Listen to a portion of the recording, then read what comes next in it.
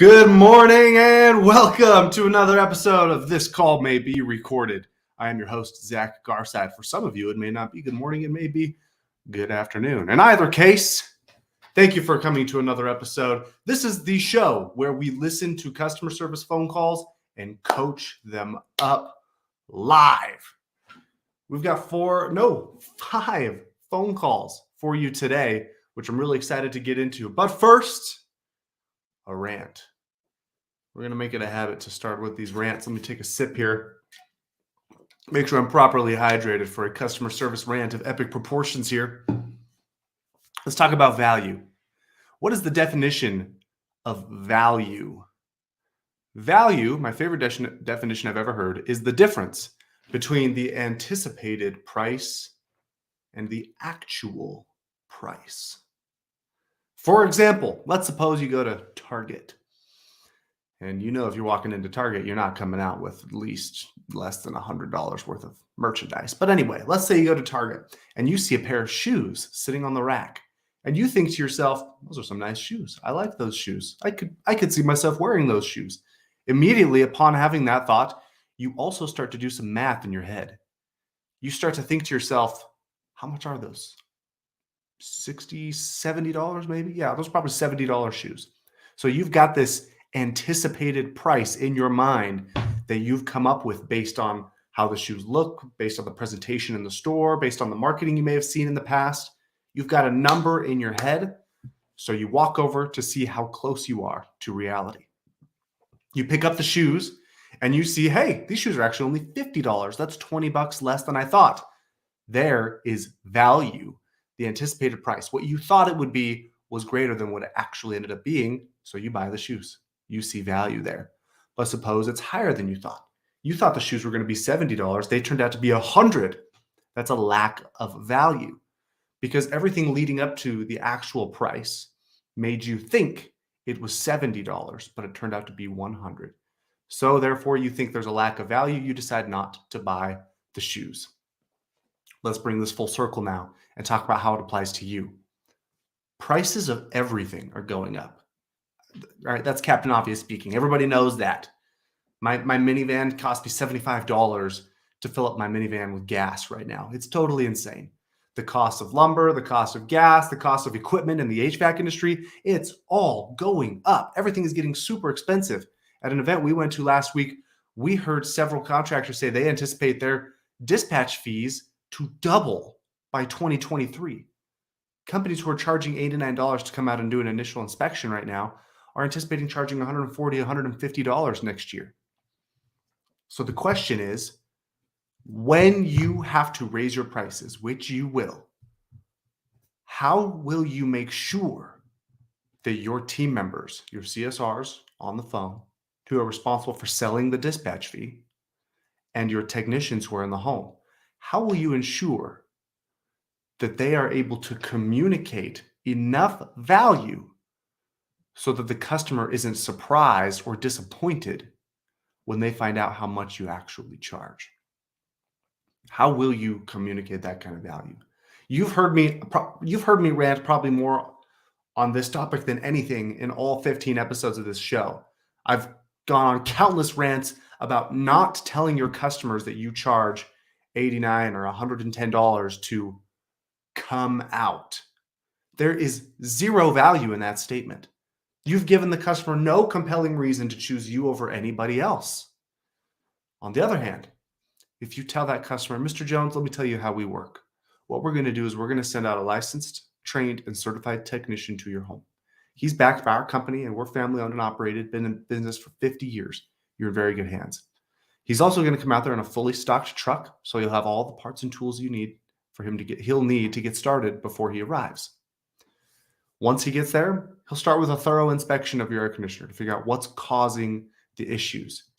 Once he does his inspection, once he finds out what needs to be done to get it fixed, he'll then sit down with you and do a little in-home consultation, go over all his findings with you and present you options for moving forward. That includes pricing for the actual repairs. To have him come out and do all of that, it's only $110. And with that, Mr. Jones, you're all set. Notice that I don't pause after presenting the $110 dispatch charge. I add some closure there by saying you're all set. That way we eliminate the need to go on and on about the price. There's value there. I could do that bill of value statement a million different ways depending on your company. But the fact is, you have to communicate value to your customer. You cannot just tell them it's $89 to come out. You cannot send them a one-line invoice and expect them to be happy paying whatever you charge them. You have to show them. You have to communicate in as much detail as you possibly can all of the value you've provided for them. Without doing so, you cannot charge the price that you will need to in a very short time. Once again, everything's going up. The world is changing. Things are getting more expensive, and we're going to be forced in many cases to raise our prices. That is my rant for today. Communicate value, my friends. Communicate value, and all will be well in the world. You'll be able to sell your dispatch fee, whatever it is. You'll be able to sell your services in the home, however expensive they are. Even if you're the most expensive in your area, you'll be able to do that if you communicate value. All right. With that said, let's jump into listening to some phone calls, shall we? While I'm pulling up the calls, tell me where you're listening in from. We've got Sarah, a loyal listener, always here every Friday. Sarah, excited to have you here with us once again. I can also see we've got several other people on the call, mostly watching from YouTube, a couple from Facebook. So please let us know where you're tuning in from. All right. Once again, I've got 5 phone calls. We probably won't get through all 5 today, but we will try our darndest to do so. Melissa, welcome from Greenwood, Indiana. Glad to have you here. And oh my gosh, I almost forgot. There was one other thing I needed to show you before we do this. Oh, this would have been such a disappointment if I hadn't gotten to this, guys. 2 things, actually. So number 1, last week I promised you that we were going to upload some videos online of breakout sessions that myself and Brigham did in the month of March. So let me project my screen here so you can all see it. Click that share button. We got Sarah Kenny from Ventura, California. Sarah, I grew up in Ventura, California. Imagine that. I'm in Utah now, but let me share my screen with you and show you what to do. Okay, first things first. You can see these 2 videos right here on our YouTube channel. They're brand new. We've got How Effective Leaders Engage Their Teams. That's a 54-minute training done by Mr. Brigham Dickinson. Make sure you have your leadership team. Check it out. This breakout here was standing room only 4 times in the month of March. 4 out of 4. Every single time Brigham did this, there was literally no room left in the room for people to sit down. Amazing training right there. You need to check it out. We also have The Real Job of Customer Service done by yours truly. That one, have your CSR managers, ops managers, business, anybody in your company is going to benefit from seeing The Real Job of Customer Service. So make sure you hit up Power Selling Pros YouTube channel. Watch these 2 training videos. Tell us what you think. We got Don tuning in from Fayetteville, North Carolina. Welcome, Don. Glad you're here. And then finally, I'm going to share one other thing with you. I promise I'm almost done. And then we're going to listen to some phone calls. Training is broken. All right. I'm just going to say it. Training is flat out broken. The way that companies in all industries have done training throughout history is officially outdated. It doesn't work anymore. This mentality where you have one big hoorah, 1 or 2 days of amazing training and you inspire and get everybody pumped up and you boost the morale and everyone takes copious notes. Those days are over. Because what happens is 2 things. Number 1, if you do training that way, where you have these big, massive training hoorahs, number 1, your people begin to lose trust in you because they start to think that training only happens when things are bad. And number 2, habits don't change. People take notes. People get very excited after the training, but then they go back to their old ways 30 days later. How do you address this problem?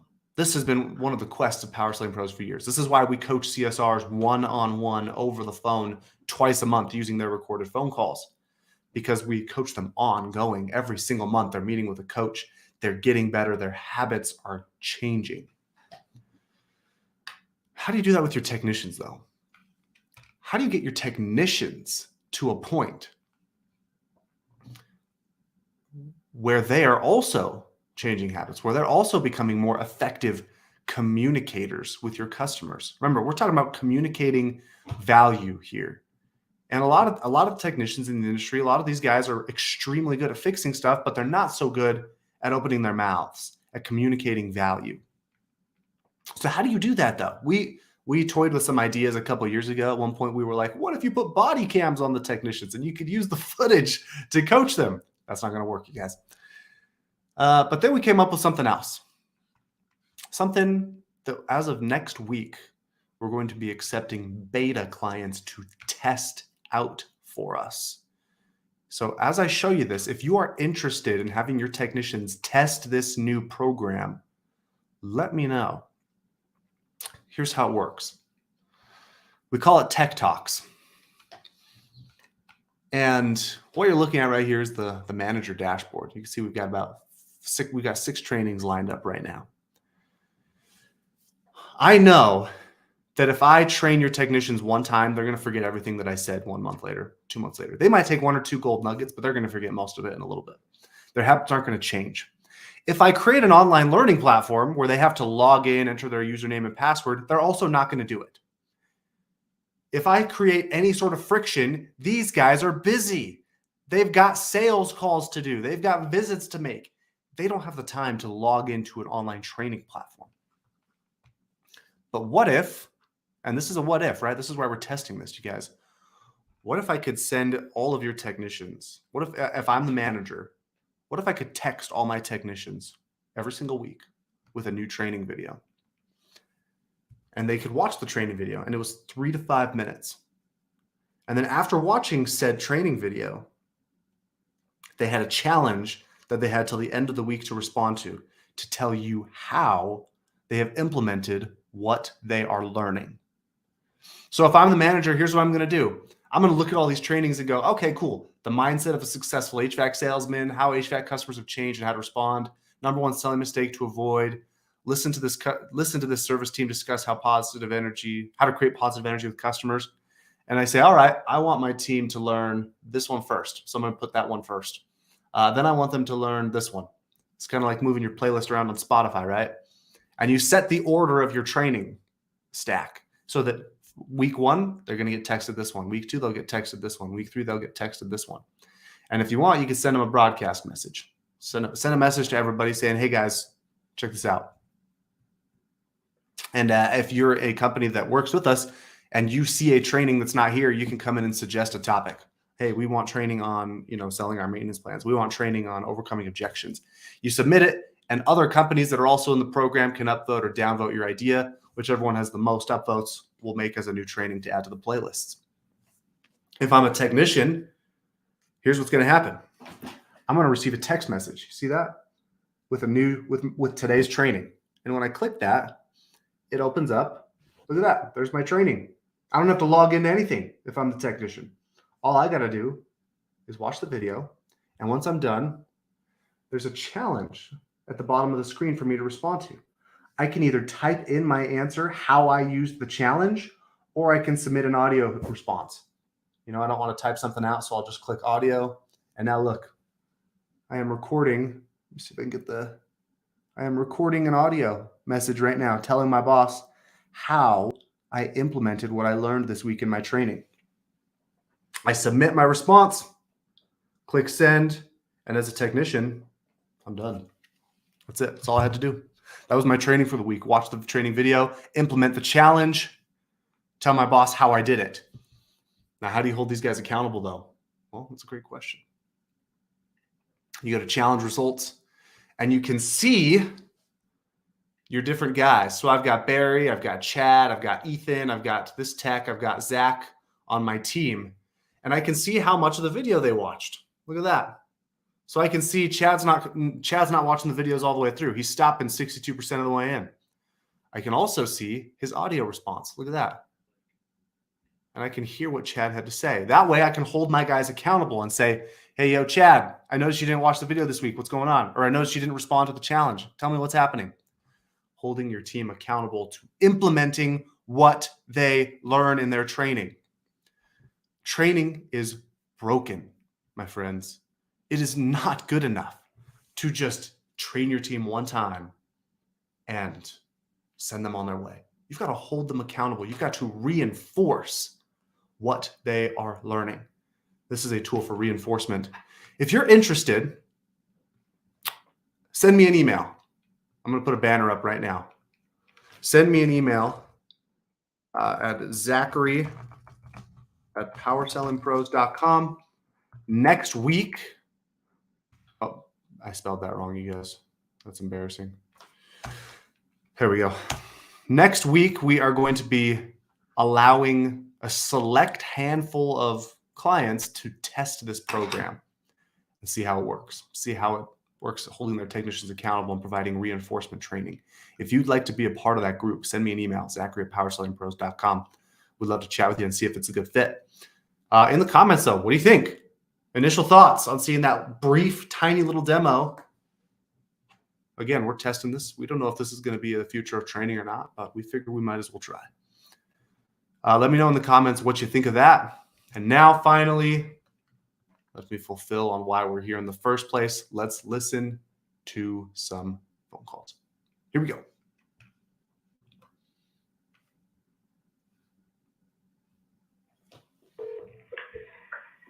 Good afternoon. Mrs. How can I make you smile today? That's so nice.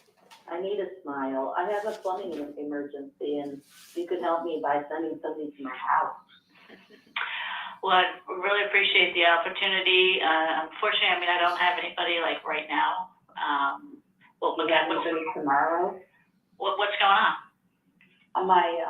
I'm having a closet installed in what was a laundry room, and they're going to do the installation on Monday. And my handyman just took out the cabinet, and he wanted to turn the water off in the house, and the valve is broken. The valve, the water to the house valve needs to be replaced. That's the first thing. And then the second thing is where the washing machine used to be, there's pipes sticking out of the wall, and I need them cut off, and so that the wall is flat. And so the handyman describes it as cutting back and capping them off inside the wall. Okay. All right. And who do I have the pleasure of speaking with? Thank you. My name's Berta. Okay. Where are you located? Okay. just off. Okay. Let me do this. Let me check the schedule, and I'll give you a call back by 1 o'clock and let you know, because obviously you need it done today or tomorrow. So let me know the availability, and I'll get back to you by 1 o'clock. What's your phone number? Thank you very much. Okay. All right. I'll be in touch with you soon, okay? Thank you very, very much. Thank you. All right. Let me say a couple things there. Number one, I can tell that CSR is probably doing the best she can in the circumstances that she's given. You could tell in her tone of voice that she thinks she's being very, very helpful. And the customer is grateful, right? The customer, I think, appreciated the honesty and transparency. So I'll give points for that as well. But at the beginning of the call, you don't say to the customer, unfortunately, we can't get out there today, before you've even heard their problem. You shouldn't say, unfortunately, ever at any point in the call. Nobody wants to be told you're not fortunate. So that's the first thing I would suggest is let's not say, unfortunately, I don't have anything today, before you even know what their problem is. Listen first. Answer that phone with some enthusiasm, right? Because we didn't have very much enthusiasm there either. We said, how can I make you smile today? Kind of counterproductive, though, to say, how can I make you smile today if you're not smiling yourself? So how can I make you smile today? A little more enthusiasm, energy, and then listen first. Ask the customer, hey, tell me more about your situation. What's going on? I hate to hear that, but we can definitely help. When were you hoping to get somebody out there? All right, well, let's get some information and let's take a look at the schedule together. And then after you've done all that, after you've communicated value, then you can tell the customer you're going to call them back. Then you can set proper expectations with them about what they might expect. But don't jump into breaking bad news to the customer before you even know their problem. If you're going to do that, you might as well just say it on the auto response. As soon as they call in, you might as well just have the voice, this call may be recorded. You might as well have that voice say, our schedule is booked full today. If you're looking for something today, please call someone else. That's what you might as well do if you're going to just break bad news right off the bat. Okay, let's look at another call. It's a great tip. This is tell me on this too. Hi, I was wondering if I could get a technician out to look at one of my units, the upstairs furnace. When we turn it on, it's making some noise in the outside.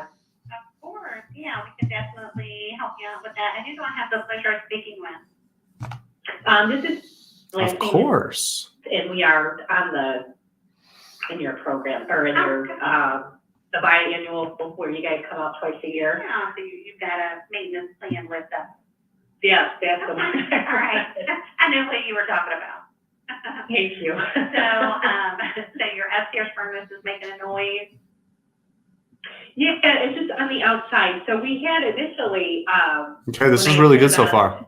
it was making like a racket noise, and there was a stick in there, so we took the stick out, and it didn't make a noise. But my husband said when he turned it on the next time, it seemed like the unit was almost shaking, and I went out there this morning and turned it on just to see, and it's definitely running louder than the other unit, so we just feel better if somebody came out and took a peek at Oh it. no, that was great. Love that she said, oh no. I'm trying to get you pulled up here. When are you looking to get someone out there? When are you looking to get someone out there? I mean, I can be flexible. It's a great I work question. from home, so I can be flexible. Perfect. All right. Well, I tell you what, let me get your address and I'll get you pulled up here. We'll take a look at the schedule, okay? Okay, great. And the address is. Perfect. Awesome.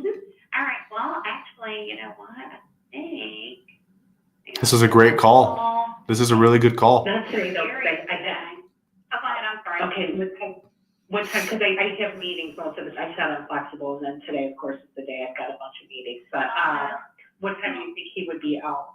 So it looks like he's on a call now, but he may be there for a while. So I would project him after 2 arrival. Okay, after 2, I can do. Yeah. Okay. Or I could look at tomorrow if that would be more convenient for you. Tomorrow might actually just be a little easier. I'm sorry. Okay, no worries, no worries. But the system's working. It's just making the Yeah, and you know, so and our upstairs, like we don't go up there anyway, so we just have it shut off.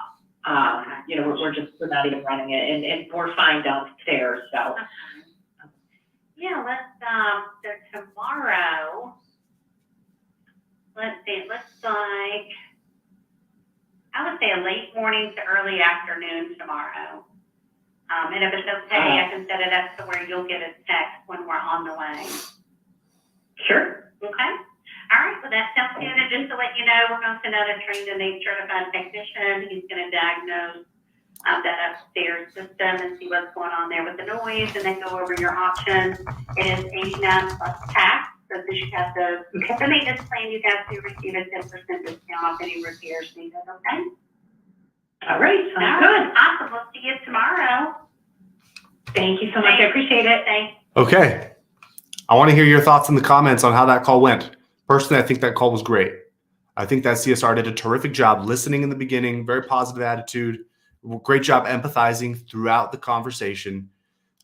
Very good at reassuring, asking when can we come out.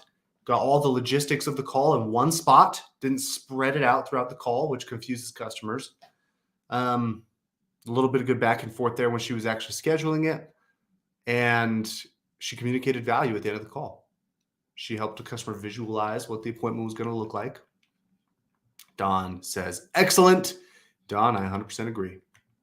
So nice job to that CSR. That was a great call. Imagine how your what would happen in your business if all your calls sounded that way? Imagine if all of your calls flowed that smoothly over the phone. She followed the process. She has a great phone voice, super helpful and super happy as well. So that was just a really, really good call. If I had a team of CSRs and all of their calls sounded that way, my business would be very, very successful. Let's look at another one. And I want to make one last point on what I just said. Your business would be very, very successful. This is small and simple stuff. This is small and simple changes that yield extraordinary results, oversized results. You listen to the customer. You show them that you care. You communicate value. You reassure them. If you do those things over and over and over again on call after call after call, they compound and they build loyalty and they build trust with your customers. Those are small and simple changes. Don't underestimate how much of a difference communicating value, building trust, having good communication with your customers can benefit your business. You're right, Sabrine. She sounded really confident. All right, let's look at one more. Good morning. Thanks for calling. My name is. How can I assist you today? Two things. First thing, the most important, I have a leak from my air conditioning condenser in the house. And I need somebody to come and take a look at it right away because it's leaking all over the place in the garage. Alrighty. Let me see here. And I called the other day about a service issue and nobody called me back. Okay. But this is just, maybe we can handle two things at once, Alrighty. And this is for. Yes, ma'am. Okay. Let's see here.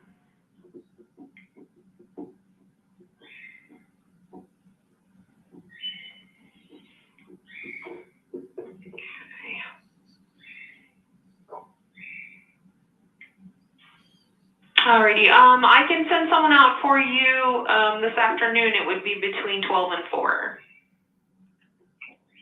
My whole day's shot. I can't believe this. I can't believe okay. this. They'll give you a call when they're on their way. Okay, thank you. You're welcome. I appreciate it very much.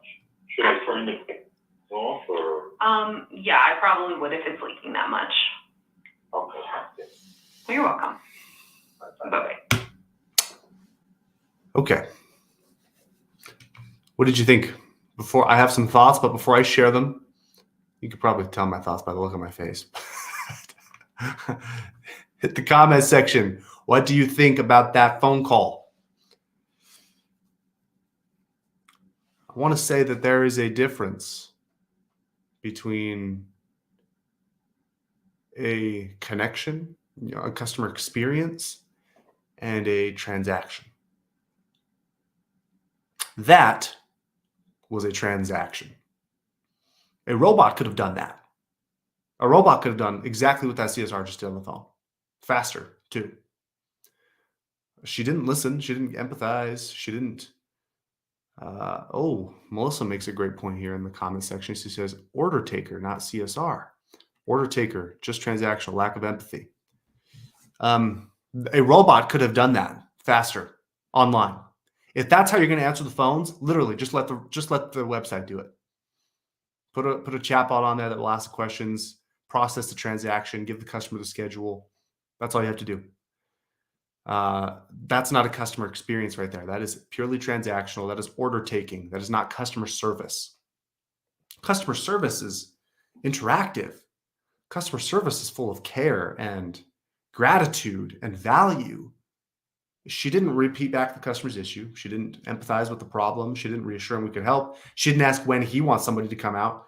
She just answered the phone, let him tell her what's going on, and then she told him what her available time was. He wasn't happy about it, but he said, okay. It was kind of like a couple weeks ago when we heard a phone call where the customer said, I guess I have no other choice. That was the attitude of that customer just now. It took 1 minute and 29 seconds. So from an efficiency standpoint, her company's probably very happy. Like, hey, look at this. We're booking calls and we're doing it in a minute and a half. We're very efficient. But efficiency doesn't breed loyalty. Efficiency is just, you can do what a robot can do, right? That was a transaction. That was not a connection. That was not a customer experience. You got to make it an experience. You have to make it an experience. Customers don't compare you to your competitors anymore. They compare you to every brand they do business with. I got a package from Amazon yesterday. It took them 24 hours to deliver it. How amazing is that? I went to Chick-fil-A the other day and they said, "It's my pleasure to serve you, Zach." I'm getting a wow customer service from all these brands in my life. But that's who I'm comparing you to. I'm not comparing you to the HVAC guys down the street. I'm comparing you to the companies that wow me. That's what I expect from every brand I do business with, not just the big ones with the most resources. If you're going to just treat it like a transaction, let the computer do it. Let your website book all the calls because you're good. But if you want to build loyalty, if you want to wow the customer, if you want to set your technician up for success, make the customer pre-framed to say yes before the technician even arrives, wow them. Listen, care, reassure, ask for their business, build value, show gratitude. That's how you build loyalty, my friends. And with that, thank you so very much for attending another episode of This Call May Be Recorded. Very grateful to have you here every week. Tell your friends, tell your family, tell your team to come watch the show every Friday at 11 a.m. Mountain Time, 1 p.m. Eastern Time. We're here every Friday listening to phone calls. And if you want to be on the show, if you'd like to be featured, listen to calls with me and give your feedback, send me a message. I'll put my email address up here one more time. It's Zachary@PowerSellingPros.com. If you'd like to be on the show or you'd like us to listen to your calls on the show, send me a message and we'll see what we can do. Until next week, everybody, go wow your customers.